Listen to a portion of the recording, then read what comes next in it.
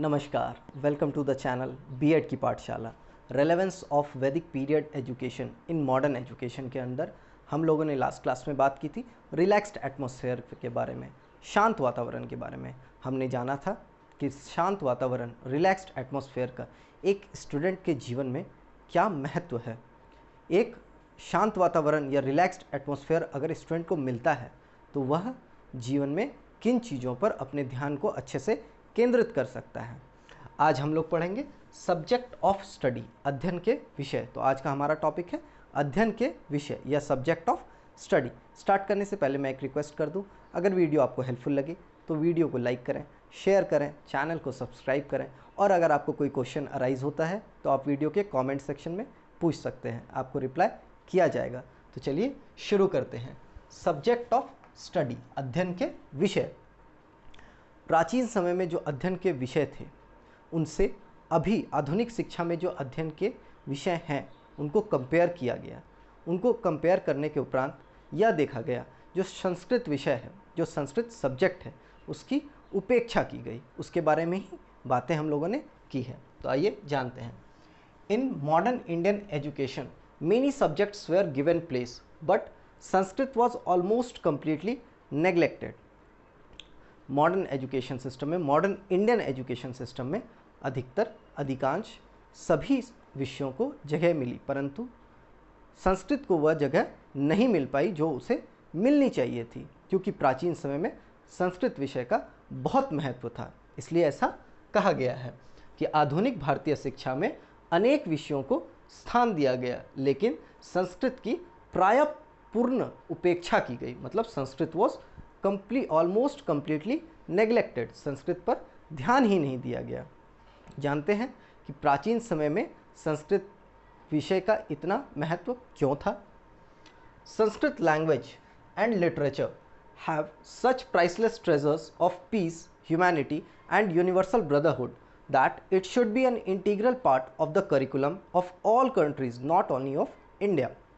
कहता है कि जो संस्कृत का विषय है, मतलब जो भाषा है या जो साहित्य है, उसमें भाईचारा को लेकर के, शांति को लेकर के इतनी बातें हैं कि अगर उसको हमारे करिकुलम में इंटीग्रेट किया जाता है तो वह हमारे करिकुलम के लिए तो, मतलब हमारे इंडियन करिकुलम के लिए तो फ़ायदेमंद होगी ही, परंतु उसे ना ही सिर्फ इंडिया में पर और पूरे विश्व स्तर पर उसे डालना चाहिए। मतलब विश्व स्तर के करिकुलम में संस्कृत सब्जेक्ट को एज अ सब्जेक्ट और एज लिटरेचर उसे इंटीग्रेट करना चाहिए। क्यों? क्योंकि हम लोग जानते हैं संस्कृत में ऐसे बहुत सारे दोहा हैं जिनसे हमें जीवन के बारे में बहुत कुछ सीखने को मिलता है। जैसे एक है त्वमेव माता च पिता त्वमेव, आप लोग समझ गए होंगे। तो वही चीज़ है कि संस्कृत के जो साहित्य है उससे हमें बहुत कुछ सीखने को मिला। प्राचीन समय के लोगों ने उनसे संस्कृत भाषा और साहित्य से बहुत कुछ सीखा।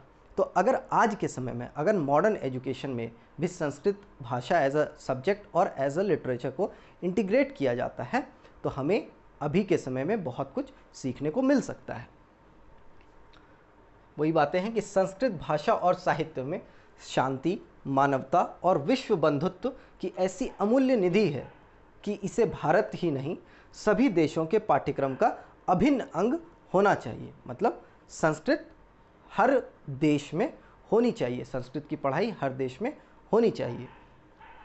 According to doctor Mahesh Chandra Singhal, if these things are neglected, these things से मतलब है अगर संस्कृत को एज अ सब्जेक्ट और एज लिटरेचर नेग्लेक्ट किया जाता है, then Indian education will remain just a mere imitation of the waste.